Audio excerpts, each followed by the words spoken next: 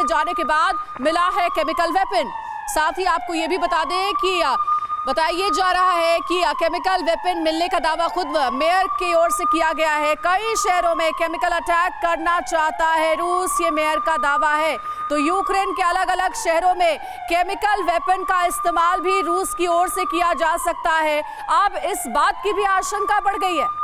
और चलिए अब आपको विस्तार से डिटेल में बताते हैं कि सूमी में केमिकल वेपन को लेकर यूक्रेन के एक मेयर ने क्या दावा किया, क्या है उनके दावे में, जरा इसको समझिए। दावा एक बार फिर से केमिकल अटैक का है। यूक्रेन में सूमी में केमिकल वेपन मिलने का यह दावा किया गया मेयर की तरफ से। और ट्रोस्टियनेट्स के मेयर यूरी बोवा ने केमिकल वेपन का दावा किया है। और सूमी ओब्लास्ट के एक गांव में केमिकल वेपन सरीन मिला है। सूमी से रूसी सैनिकों के जाने के बाद सरीन मिला है। और मारियोपोल में भी रूस ने रासायनिक हथियार का इस्तेमाल किया। मारियोपोल में यूक्रेनी सैनिकों और लोगों के खिलाफ जहर का इस्तेमाल किया गया। सूमी के कई कब्रिस्तान, जंगल, पार्क्स, प्रशासनिक भवनों में माइंस लगाया गया। कीव, पोल्तावा और समेत कई जगहों पर केमिकल वेपन से हमला मुमकिन है। यानी कि वो आशंकाएं जो बार बार कही जा रही थी उसके प्रमाण भी अब दिए जा रहे हैं। केमिकल वेपन का इस्तेमाल क्या यह असंभव है इस युद्ध में?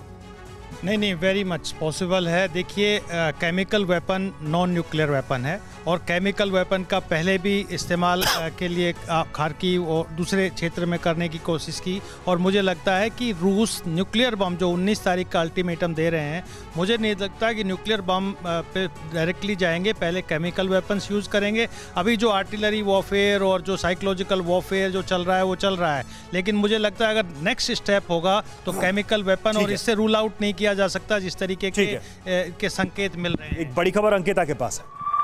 बिल्कुल, और लगातार हमने पहले भी दिखाया था कि कीव और खार्किव पर केमिकल का अटैक, कब केमिकल गिराए गए थे, इस तरह की जानकारी सामने आई थी। यूक्रेन की ओर से दावा किया गया था। बात इस वक्त की बड़ी अपडेट की कर लेंगे। सूमी में मिला बेहद जहरीला केमिकल वेपन सरीन। जहर के तौर पर होता है सरीन का इस्तेमाल, ये बड़ी बात सामने आ रही है। सरीन के संपर्क में आने के कुछ मिनट में ही इंसान की मौत हो जाती है। तो एक तरफ केमिकल वेपन, दूसरी तरफ बायो वेपन्स, और अब ये सरीन जहर के इस्तेमाल की बात सामने आ रही है।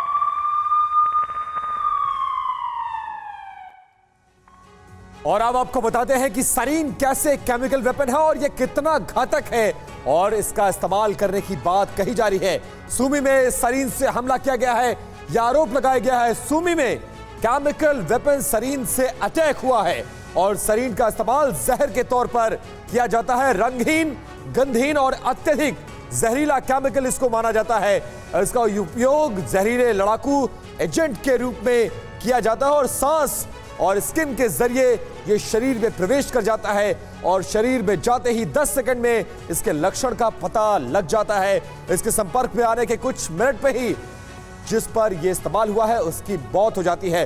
कर्नल शुक्ला, जिस बात की संभावना और दोनों तरफ से यह कहा जा रहा था, एक तरफ रूस ये कहता है कि अमेरिका बायोलैब वहां पर लगा रहा है, अमेरिका यूक्रेन की मदद कर रहा है और रशियन आर्मी पर अटैक कर सकता है। इस बीच इस तरह का इस्तेमाल, जिस तरह का केमिकल वेपन कहा जा रहा है, आपको लगता है इसकी संभावना है युद्ध जहां पहुंच गया है उस दौर में?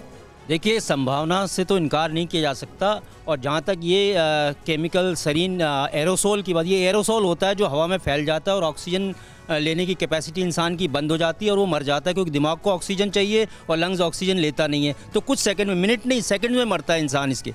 तो ये इंसान के खिलाफ इस्तेमाल करने वाली जो है केमिकल है, ना कि किसी इक्विपमेंट या वेपन के खिलाफ। तो अब ये देखना होगा कि क्या इसका इस्तेमाल करेगा। लेकिन मैं अभी उस बात पे कायम हूं कि Putin as a last resort इन चीजों का इस्तेमाल करेगा। मतलब अभी आपको संभावना नजर नहीं आती। सिंह साहब, मुझे एक बात बताइएगा कि जो संभावनाओं को ये तलाशा जा रहा है, आपको लग रहा है कि युद्ध उस दौर में पहुंच गया है कि अब कोई चारा नहीं बचा हुआ है, केमिकल वेपन ही वो अस्त्र है जिसके जरिए यूक्रेन के युद्ध को रशिया जीत सकता है? नहीं, ऐसा मेरे ओपिनियन में ऐसा नहीं है। रशिया जो है उसको कोई जल्दी नहीं युद्ध को खत्म करनी, पहली बात, उसके ऑब्जेक्टिव्स ही अलग हैं। लेकिन ये जो फैलाया जा रहा है, ये जो अफवाह फैलाई जा रही है, ये यूक्रेन के जो राष्ट्रपति हैं वो बेसिकली नाटो और अमेरिका को इस वॉर में घसीटना चाहते हैं। परवाह देश की, सोमवार से शुक्रवार रात 10 बजे TV9 भारतवर्ष पर।